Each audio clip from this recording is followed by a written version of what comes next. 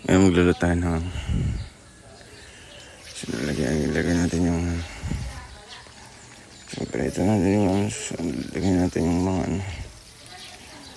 saluin natin yung mga isa natin yung mga lagay natin yung dalawang yung madaming lagyan natin ng konting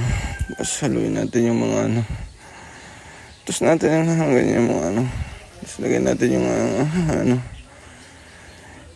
hintay natin yung tapos lagyan natin ng tubig yung lagyan natin ng bata natin yung tapos lagyan natin yung budbud na lagyan natin yung para mahilo tayo sa